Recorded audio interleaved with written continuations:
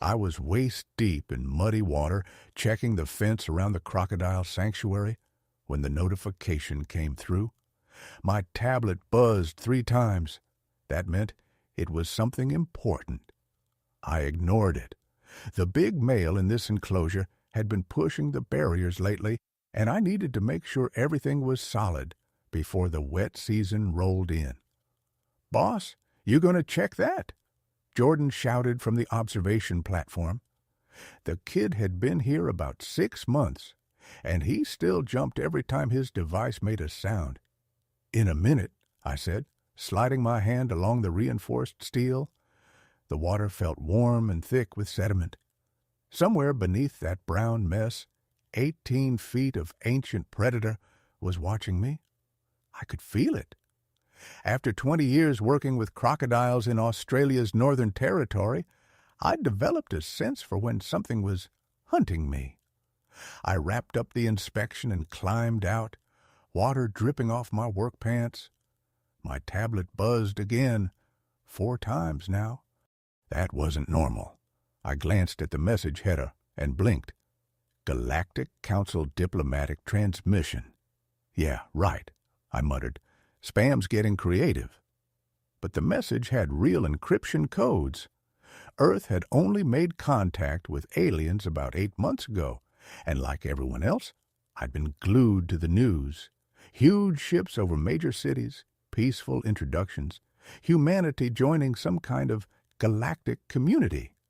Still, it all felt a million miles away from my work at the sanctuary, where the fanciest tech we had was an electric fence.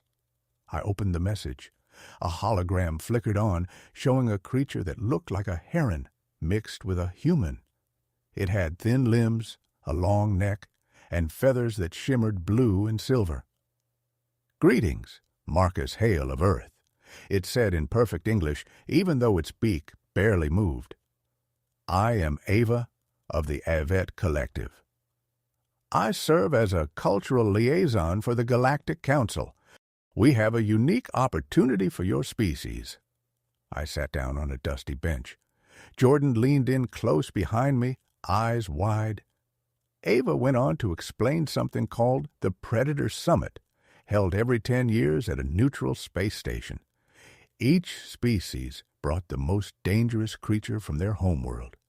It was part celebration, part education, and part entertainment.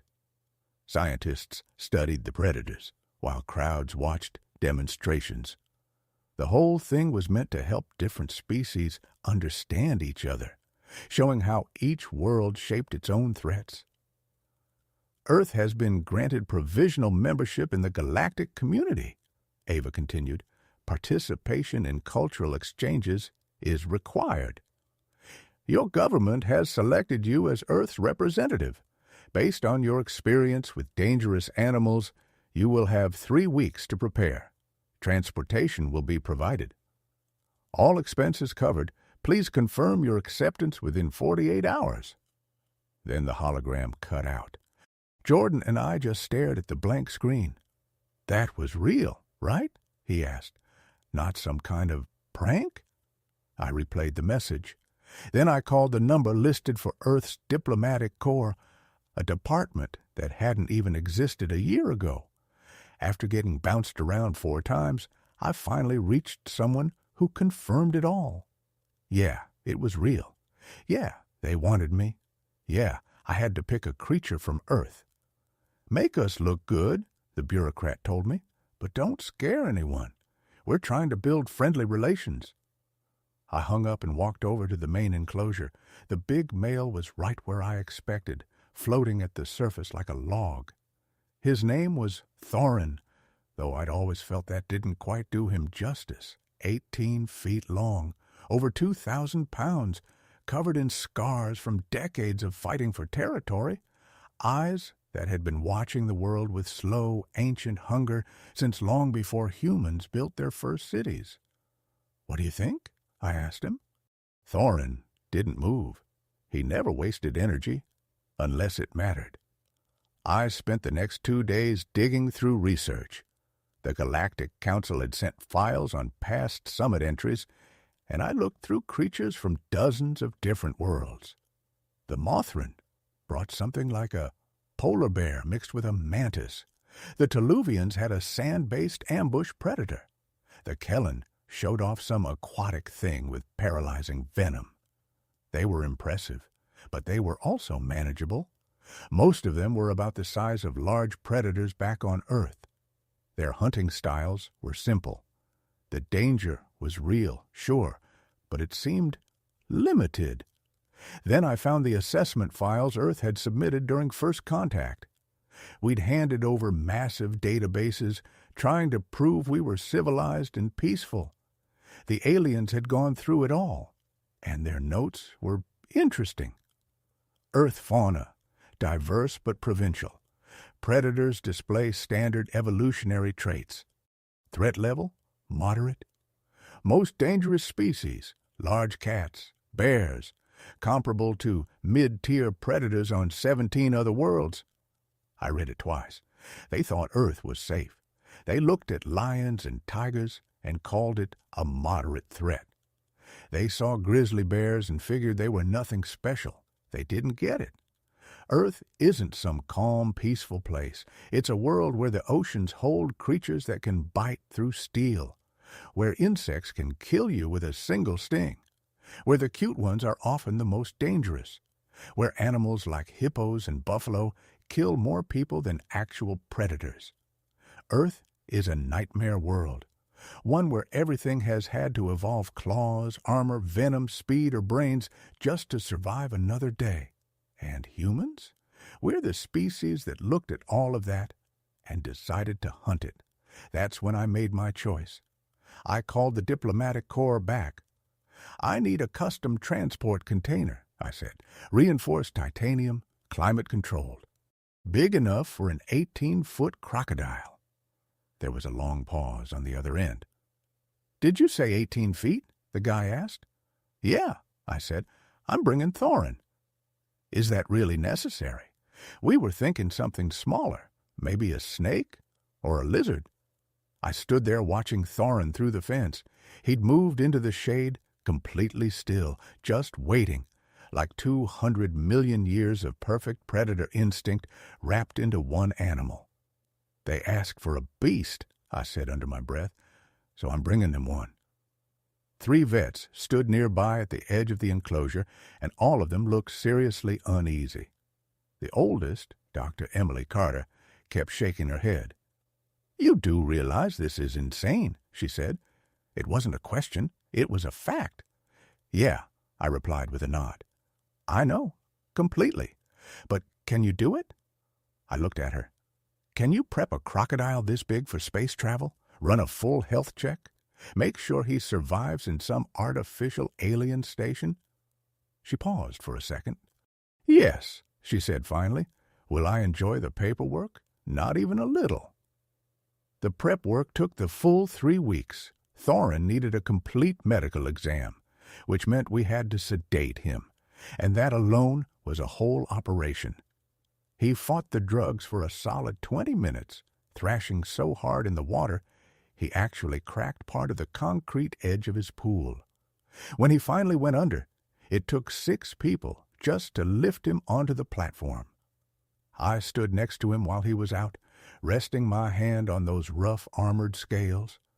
Up close, he was even more impressive. Every scar had a story behind it. The teeth he'd lost over the years had already been replaced. Crocodiles keep growing new ones, so they never run out of weapons. Under his skin, the muscle was dense and powerful, built for explosive force. "Heart rate looks good," Dr. Carter said. "Lungs are clear, no parasites." She glanced at me. "Honestly, he's in incredible shape for his age." "How old do you think he is?" one of the younger vets asked. 60, maybe 70, I said. "Hard to be sure with saltwater crocs. In the wild, they can live over 100 years. "And he's still growing?" the vet asked. "Yeah," I said, "slowly. But they never really stop." The containment unit showed up a week before we were supposed to leave. It came in pieces on military transports, and we needed a full construction crew to put it together on site. When it was finished, it looked like a cross between a tank and an aquarium. The walls were reinforced titanium, 6 inches thick. The viewing panels were made from transparent aluminum, tough enough to handle insane pressure. It had full climate control to keep temperature and humidity exactly right, plus a filtration system for the water section.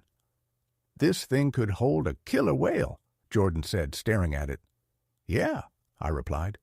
"Let's just hope it holds Thorin." We ran practice drills for loading him in.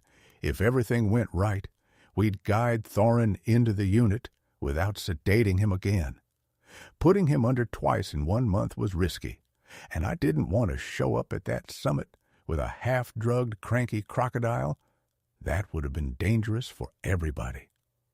4 days before launch, Ambassador Olivia Grant showed up. She stepped out in this expensive suit that looked completely out of place in the mud and heat of the sanctuary. She also made sure to stand as far away from the enclosures as possible. "Mr. Hale," she said formally, "I'd like to talk about your choice of creature." "Thorin," I said. "Yes, Thorin." She glanced over at the containment unit. "The Council is worried this might send the wrong message. Earth is trying to present itself as peaceful and cooperative.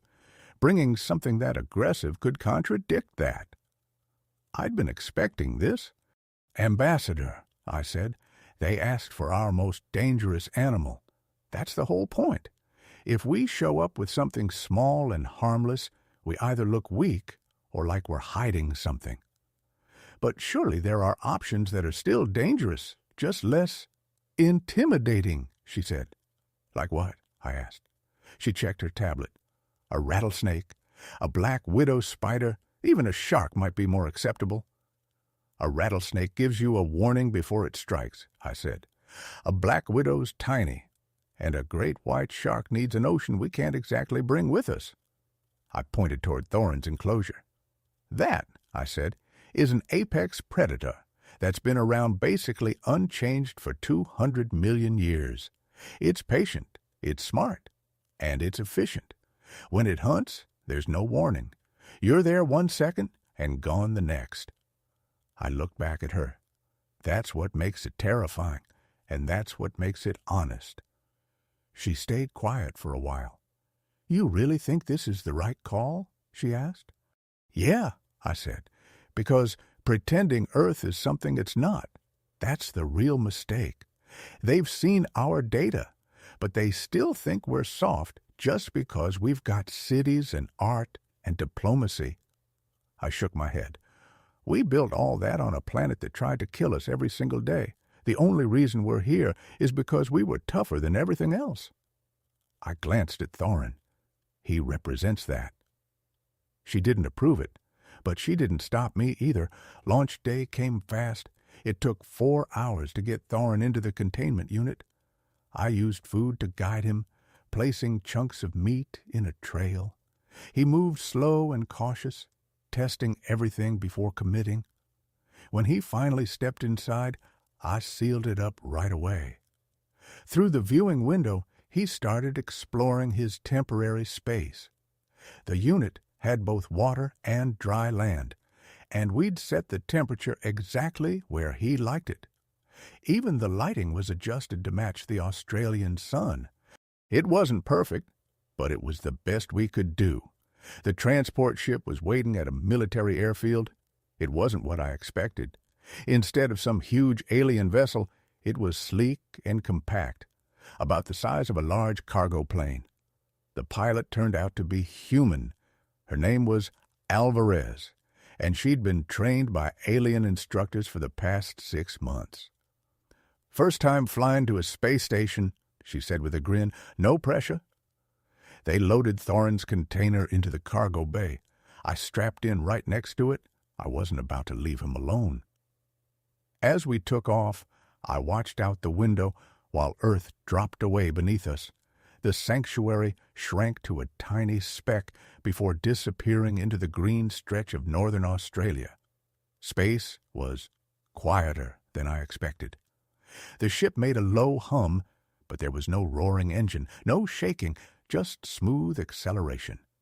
Then suddenly, we were out of the atmosphere, and the stars were all around us.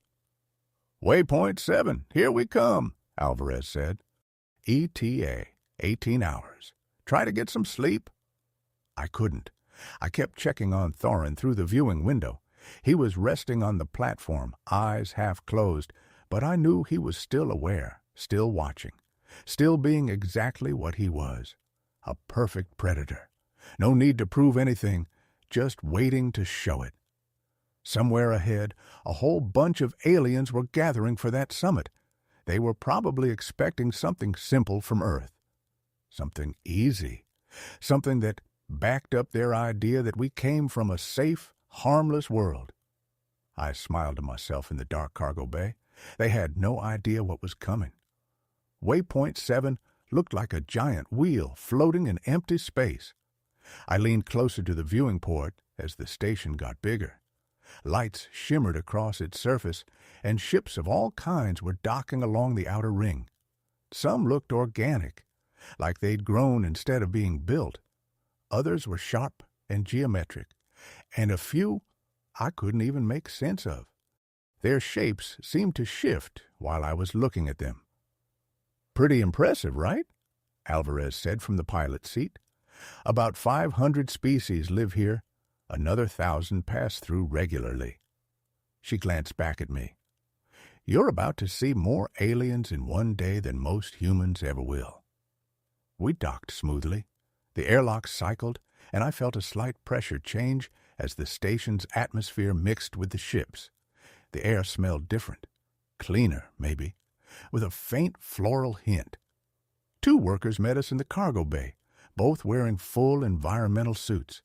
Even through the helmets, I could tell they weren't human. One had way too many eyes. The other had skin that glowed a soft blue. "Delegate Hale?" the glowing one asked, its voice coming through a translator on the suit. "I am Ethan Brooks. This is Noah Reed. We will transport your entry to the holding area." They sounded professional, but not particularly interested, just doing their job. They loaded Thorin's container onto some kind of gravity sled, and we started moving through the station.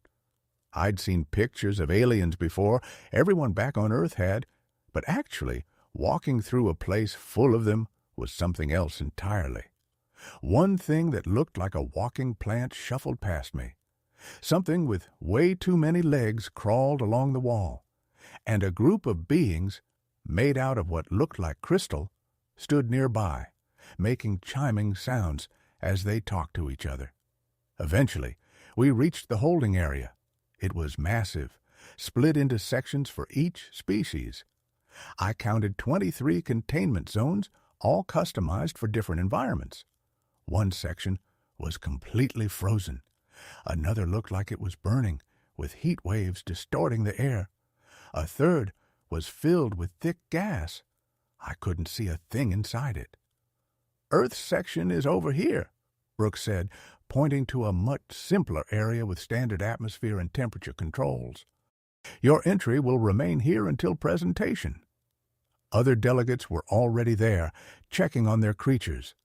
One tall reptilian stood next to a huge enclosure, watching something big move around inside. Another delegate, barely 3 feet tall and covered in fur, was hand-feeding whatever it had brought. They positioned Thorin's unit between 2 other containers. I immediately checked everything. Seals, temperature, water quality, all stable.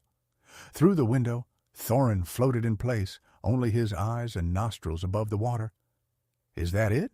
someone asked, in English. I turned and saw Ava, the bird-like alien who'd sent me the original message. "Your entry is a reptile?" "Saltwater crocodile," I said. "Top predator from Earth." Ava tilted its head like a curious bird. "I see. It appears somewhat small compared to other entries." Before I could answer, a loud voice echoed through the entire holding area. "Attention, all delegates. Presentation order has been finalized. Please check your schedules." My tablet buzzed. I was last. Perfect. That meant I could watch everyone else first and see exactly what Thorin was up against. The presentation started 2 hours later in the main arena. And yeah, I'd never seen anything like it.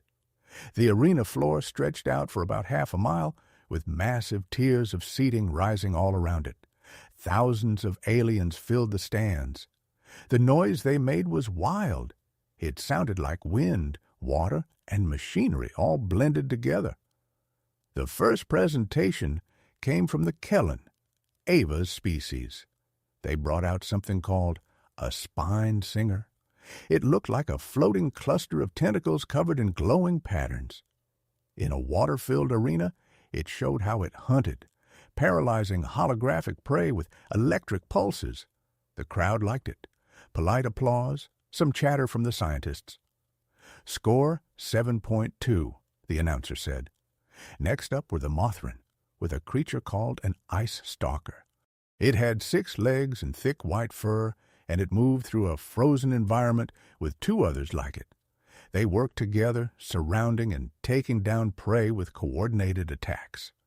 Pretty impressive teamwork. Score 7.8. I watched everything carefully. Yeah, these things were dangerous, but they were also predictable. The ice stalkers gave away their moves before attacking. The spined singer was stuck in water. Every creature had clear strengths and obvious weaknesses. Then came the Drin. Their entry was a pack hunter about the size of a wolf, but with 6 legs and jaws that could cut through metal. They worked together in a way that felt almost military, using tactics, positioning, even tools. Score 8.1. The crowd got louder. That was the highest score so far. The Drin delegate, a massive insect-like creature nearly 10 feet tall, stood proudly while others congratulated it. But everything shifted when the next entry was announced. From the Vrul Empire, Commander Mason presents the Razorback. I'd read about the Vrul. Reptilian, military-focused, proud. They'd won the last 3 summits, and they clearly expected to win again. Commander Mason himself was huge, close to 8 feet tall, covered in scales that looked like armor plates. He stood at the edge of the arena like he already owned the place, completely confident as his creature was released. The Razorback was an absolute beast. It stood about 12 feet tall at the shoulder, its body covered in thick, bony spikes that gave it that name. Its legs were like tree trunks, and its head, it was basically all jaw. When it roared, the whole arena shook. The demonstration was savage. It smashed through barriers, ripped holographic prey into pieces, and somehow moved way faster than something that size should have been able to. It was pure, raw power. The crowd lost it. Score 9.3. A new record. Commander Mason threw his arms up, soaking it all in. Other Vrul started chanting his name, and the celebration dragged on for a while before things finally settled down. And then I felt it. People were looking at me. The human, the last one to go. The guy bringing a reptile from a planet everyone thought was harmless. I could hear whispers all around me, some translated by my device, others I understood just from tone alone. Poor human. After that performance, Earth's creature is so small. This is going to be embarrassing.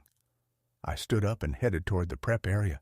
One of the station workers was already moving Thorin's container into position. "You ready?" they asked. I looked through the viewing window. Thorin hadn't moved in hours, just floating, just waiting. 200 million years of patience hardwired into him. "Yeah," I said, "we're ready." The arena started to change based on my request. Panels shifted, and water rushed in, filling about a third of the floor. The edges turned into muddy banks with scattered plants. It looked like a river crossing, the kind of place animals come to drink.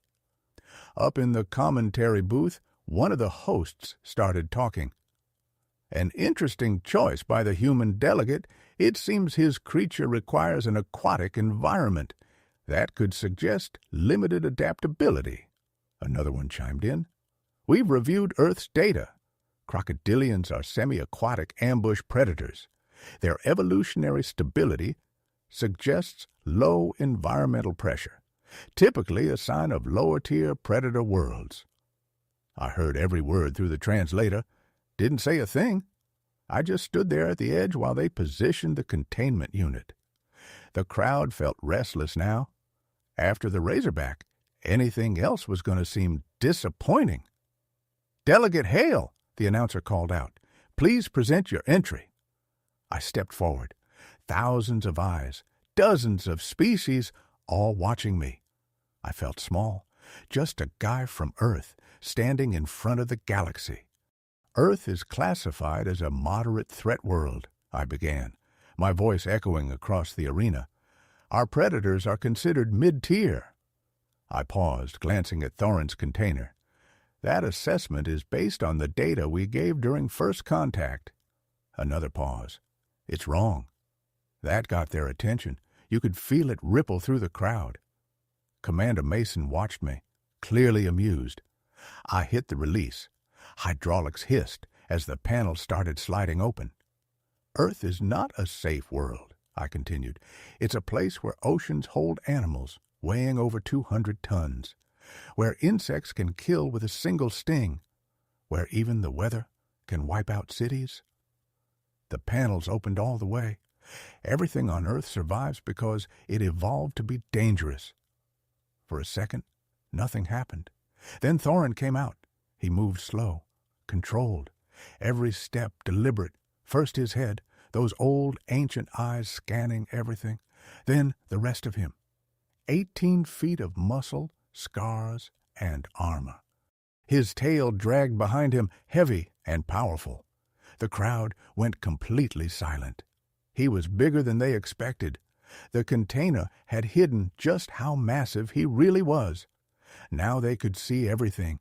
The scars from years of fighting, the teeth, even with his mouth closed, the claws digging into the ground as he walked. But it wasn't just his size. It was how he moved. No rush, no panic, like he had all the time in the world. "Biometric readings incoming," one of the commentators said, sounding unsure now. "Bite force estimated at... No, that can't be right. Recalculating." Thorin reached the water. He paused, testing it with one foot. Then he slipped in, so smooth it barely made a ripple, and disappeared beneath the surface. The crowd leaned forward. Where did it go? Only his eyes and nostrils stayed above the water, perfectly positioned, so he could see and breathe while the rest of him stayed hidden. His scales blended right into the murky water. If you didn't know exactly where to look, you wouldn't see him at all. "Holographic prey activated," the announcer said. A large animal appeared near the water's edge, acting like something real, moving carefully, checking its surroundings. It slowly approached the water. Thorin didn't move, didn't twitch. Seconds passed. Then a full minute. "Is it broken?" someone in the crowd shouted. A few laughs followed. "He's not broken," I said calmly. "He's hunting." The holographic animal relaxed, thinking it was safe. It lowered its head to drink. And then Thorin exploded out of the water. No warning, no signal. 1 second he was invisible. The next, he was airborne. His jaws opened wide, wider than seemed possible. He hit the target with over 2,000 pounds of force at around 25 miles per hour. His jaws snapped shut with a sound like a gunshot. The sensors picked it up. Bite force, 3,700 psi. The hologram shattered instantly, but Thorin wasn't done. Still clamped onto it, he rolled. His whole body twisted in a violent spin, the kind of move evolved over millions of years to rip prey apart and drag it underwater. The hologram tore to pieces under the force. The entire arena went dead quiet. Then Thorin just slipped back into the water like nothing had happened. He went right back to floating, back to waiting. "What?" one of the commentators started to say, then stopped. Analysis indicates the strike success rate for this hunting method is approaching 99% under optimal conditions. The prey had no chance to defend itself. 0 reaction time. I let the silence hang for a second, then spoke. Saltwater crocodiles have existed for over 200 million years with almost no changes, I said. They don't need to evolve anymore. They're already perfect at what they do. I nodded toward Thorin. They can go a full year without eating. They'll wait days, sometimes longer, for the right moment. And when they finally strike, it's over. He was still out there in the water, completely still. This isn't even the biggest crocodile species we have on Earth, I added. It's not our most venomous animal. It's not the fastest or the strongest either. I paused. But it represents something important about where I come from. I looked out at the crowd. Earth doesn't just create dangerous animals. It creates predators that are patient, intelligent, and efficient. More data started pouring in across the displays: bone density, muscle structure, armor thickness. And the more numbers came in, the more uneasy the scientists looked. Requesting additional testing, one of the judges called out. I nodded. Of course. They ran Thorin through different scenarios, various terrains, different prey behaviors, changing environmental conditions. Any time water was involved, he was unstoppable. On land, his short bursts of speed caught them off guard. His armor held up against simulated attacks that would have taken down most other creatures. But what really got to them was his patience. In one test, he waited 47 minutes without moving, just for the prey to step into range. No boredom, no distraction, just stillness. Then, strike. Over in seconds. Commander Mason wasn't smiling anymore. He watched Thorin now with a look that could have been respect or maybe concern. Ava stood next to me, feathers slightly puffed, looked like stress. You said Earth was classified incorrectly, Ava said. Yeah, I replied, watching Thorin settle back into position.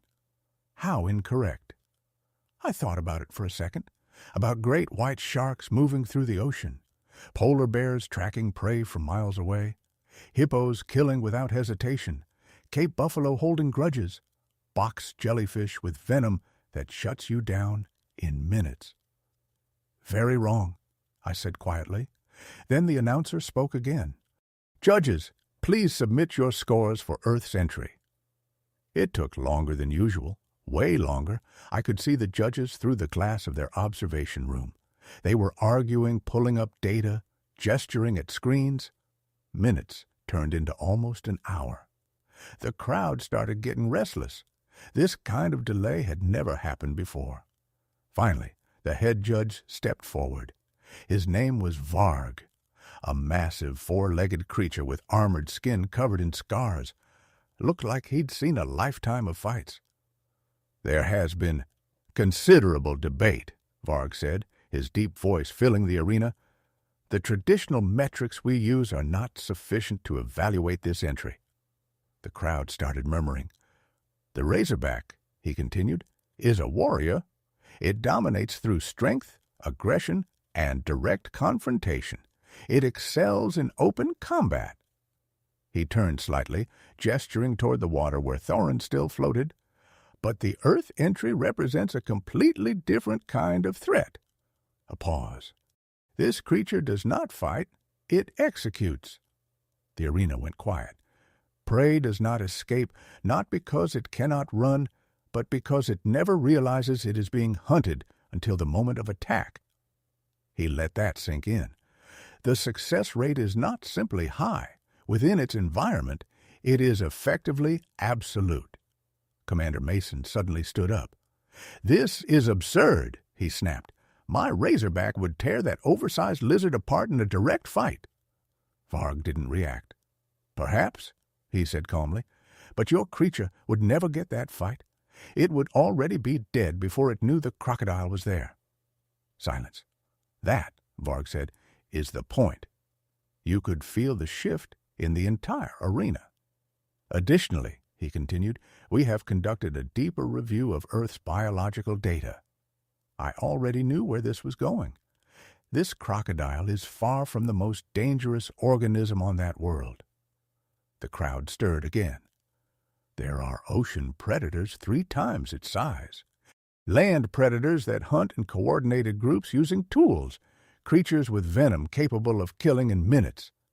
Another pause. And perhaps most concerning, Earth contains massive herbivores that kill not for survival, but out of territorial aggression. I watched it spread through the crowd, the realization hitting them like a wave. The score for Earth's entry, a beat, 9.7. The arena exploded. Some species cheered, others protested loudly. Commander Mason was yelling something, but even the translators couldn't keep up. His fellow Vrul tried to calm him down. I just stood there. 9.7, the highest score in the history of the summit. Ava appeared next to me. You need to come with me, now. We moved fast through side corridors, leaving the chaos behind. Ava's feathers were pressed tight against its body, definitely stressed.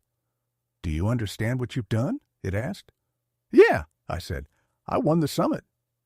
Ava stopped and turned to face me. No, it said. You revealed that humans come from a death world. That got my attention. The Galactic Council classifies planets based on threat level, Ava continued. That classification determines trade, military restrictions, colonization rights. Earth was listed as moderate. We reached a private comm room. That classification is being updated right now. Inside, a hologram flickered on. Ambassador Grant appeared, along with several other humans I didn't recognize. They all looked tense. Mr. Hale, Grant said, we've been contacted by 17 different species in the last hour. Some want closer relations immediately. Others are demanding restrictions on human expansion. She took a breath. The council has called an emergency session. I did what you asked, I said. I brought them a creature from Earth. One of the other people looked military, leaned forward. You didn't just bring a creature, he said. You proved that Earth is far more dangerous than anyone thought. He paused. Every species out there is now reevaluating their first contact data. They're looking at our survival rates, our history, our evolution, and it's scaring them, the officer said. The hologram shifted, showing news from all over the galaxy. I couldn't understand most of the languages, but I didn't need to. Thorin's strike kept replaying again and again. There were comparisons to other predators, charts breaking down Earth's biodiversity. One broadcast showed a picture of a honey badger with text that translated to, small Earth predator reportedly attacks animals 50 times its size. Another showed a box jellyfish, transparent ocean organism, carries enough toxin to kill 60 humans. They're going through everything, Ambassador Grant said. Every species we uploaded, and the more they see, the more nervous they get. I sat down hard. I didn't mean to cause all this. You didn't cause anything, the military officer said. You showed them the truth? He leaned forward slightly. Honestly, it's better this way. Being underestimated would have been worse. Over the next few hours, I did a bunch of interviews. I talked to alien scientists who wanted to understand how life even survives on Earth. I tried to explain to worried civilians that humans aren't some violent species looking to conquer everything. We're just survivors who learned how to live alongside things that could kill us. One interview stuck with me. A young alien, basically a teenager by their standards, asked me something simple. Are humans afraid of these creatures? I thought about my 20 years working with crocodiles, the respect I felt every time I got close, the safety rules, that constant awareness that one mistake could get me killed. Yeah, I said. We're afraid. I paused. That fear keeps us alive. I looked at the camera. But we also understand them, and we protect them. I thought about it for a second. Some of our most dangerous predators almost went extinct because we hunted them too well. Now we're trying to save them. We build sanctuaries. We study them. I smiled a little. We make sure they survive. The young alien tilted its head. Why? Because Earth made us this way, I said. It's dangerous, and that's what shaped us. I took a breath. We owe it to our world to preserve that. Without those predators, we never would have needed to get smarter, to work together, to build tools. I looked straight ahead. They're part of what made us human. That interview ended up being broadcast everywhere. I didn't realize it at the time, but those words stuck. They changed how a lot of species started seeing us. Later, when I finally got back to the holding area, I was completely drained. And Thorin? He was exactly where I'd left him, floating, calm, eyes half closed, like none of the chaos mattered. I put my hand on the glass. "You did good, old friend," I said quietly. "You showed them what Earth really is." One of his eyes opened fully, locking onto me with that same ancient, patient look. Somewhere else on the station, the Galactic Council was deciding Earth's new classification. Species across the galaxy were rethinking everything they thought they knew about us. But right there, it was just me and him. Two survivors, doing what we were built to do. The ride back felt different. Alvarez was quieter this time. She kept glancing back at the cargo bay where Thorin rested. "You're famous now," she said eventually. "Both of you." I didn't respond. "There are betting pools already," she added. "People guessing what Earth will bring next time." I sighed. I was too tired to care. 3 days on Waypoint 7, interviews, meetings, explanations. It wore me down. "What's winning?" I asked. "Great white shark is the top pick," she said. "But there's a lot of money on something called a hippo." She looked confused. "Why are people scared of hippos? They look friendly." "They kill more people in Africa than any other large animal," I said. "They're territorial, aggressive, and they can outrun humans, even at around 4,000 pounds. She went quiet. "Earth is kind of messed up," she said. "We prefer diverse," I replied. When Earth finally came into view, it hit me.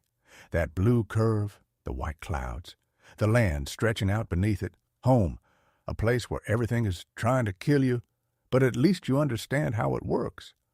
We landed back at the same military base we'd left from. This time, there was a crowd waiting, reporters, officials, half the sanctuary staff.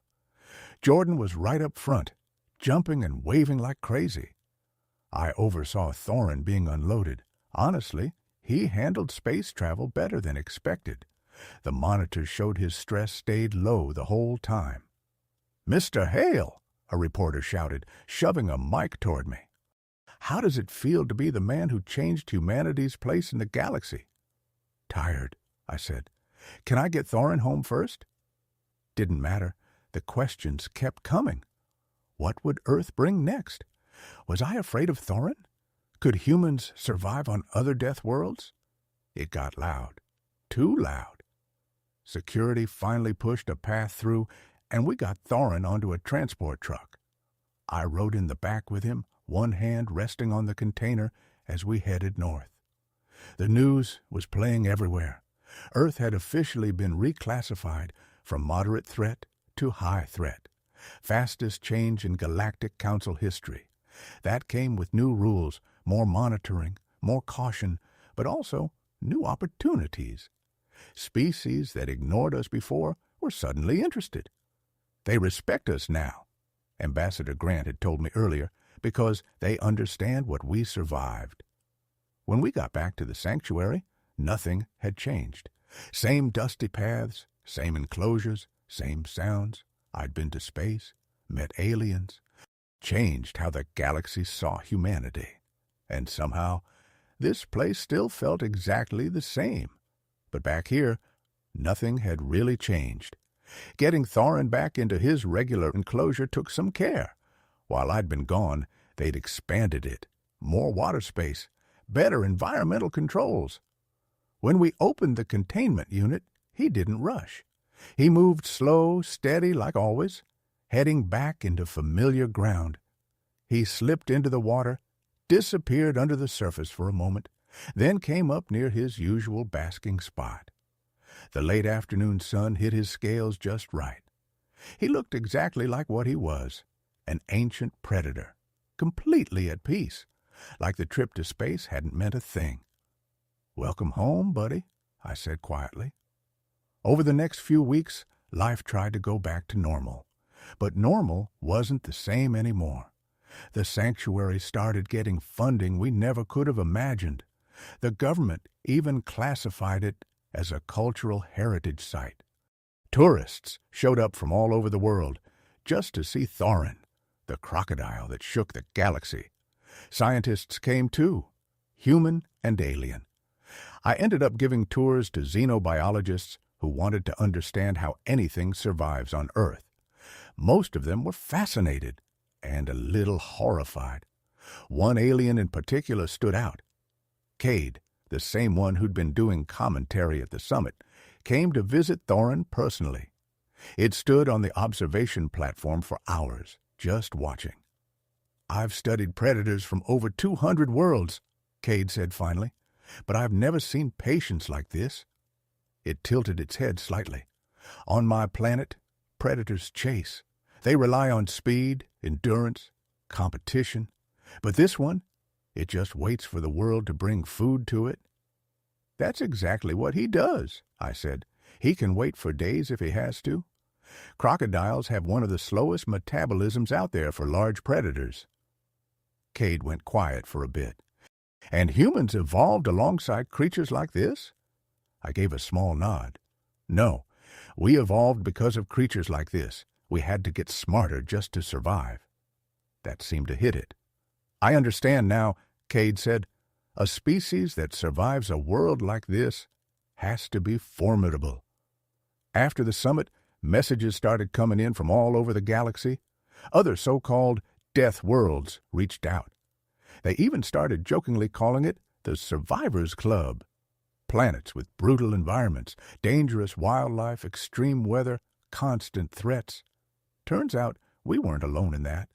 They shared info, swapped stories, found common ground in how harsh their homes were. Not long after that, Earth got full membership in the Galactic Council. No more provisional status. We were officially recognized as a Tier 2 species, high potential, strong adaptability, and people were already talking about the next Predator Summit, even though it was 10 years away. Speculation went crazy. Great white sharks, grizzly bears, Komodo dragons. Some even suggested bringing a human, showing off persistence hunting. I ignored most of it. I'd already made my point. Yeah, Earth is dangerous, but it's also incredible. The same conditions that made something like Thorin also created insane biodiversity, complex ecosystems, and eventually us. Some evenings, I'd sit on the observation platform and just watch him. Thorin never really acknowledged me, not in any obvious way, but there was something steady about it. I'd talk about my day, about the aliens I met, about how weird it was that a crocodile from northern Australia had become the most famous animal in human history. And he'd just float there, calm, patient, exactly like his kind had been for 200 million years. About 6 months after the summit, I got an official message from the Galactic Council. They wanted to build a research station on Earth, focused on studying Death World evolution. Scientists from all over the galaxy would come here trying to understand how life adapts to conditions like ours. Ambassador Grant asked what I thought. "It could mean funding, scientific progress, cultural exchange," she said, "but it also means putting Earth under a microscope." I thought about Thorin, about how he never pretended to be anything else, never hid what he was, just existed, perfect at what he did. Let them come, I said. Let them see Earth for what it really is. I shrugged a little. We survive by facing our world honestly. We can face the galaxy the same way. Years later, when humans started settling other planets, we always brought records of Earth's wildlife. Not as warnings, as reminders. Reminders of where we came from, of what shaped us. And on every human world, there were sanctuaries, places where Earth's animals were protected, respected, because we understood something the rest of the galaxy was just starting to figure out. The monsters are what made us survive. But choosing to protect those monsters, that's what makes us human. Back in his enclosure in northern Australia, Thorin floated in the water, unchanged, timeless, the crocodile that went to the stars and showed the galaxy what Earth really is. He had no clue he'd changed history. He was just being exactly what 200 million years of evolution made him, and honestly, that was the whole point.